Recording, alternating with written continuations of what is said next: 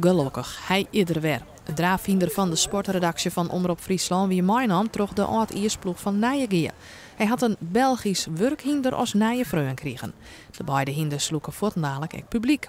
De stunt verwies naar het thema economie, dat je werkhinders en luxe hinders hebt. Nou, we pakken meestal een onderwerp wat aanronde hier in het IJswest had. En dan kwam Dirk dit keer bij voor. Nou, we zien de kans wel dat slagje zo. Zonder dat we daar gevolgen van krijgen.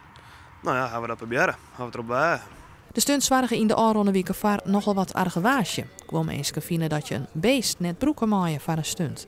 Ja, ik kan op zich wel een stunt waarderen. Dat is het probleem net. Alleen nog het vraag is natuurlijk van harder druk wat een oor. En dan ben we er minder blij mee.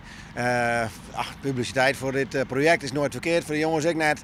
Maar er moet net wat achterbij komen. Dan komen we nog even weer om in negen. Even verderop in de volgeren wordt het 50-jarig bestaan van de Oud-Iers Club viert met een paar gigantische klompen van 850 kilo wat stik.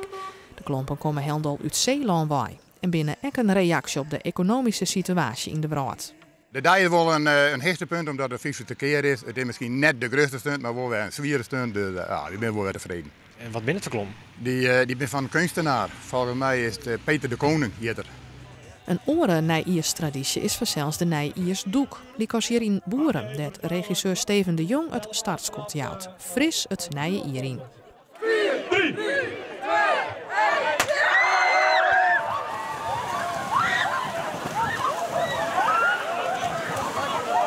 Hoe wie het de eerste keer? Koud. Heel koud.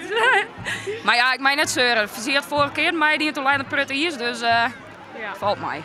En als afsluiter van al die traditie vanzelfs het bekende kopje snert.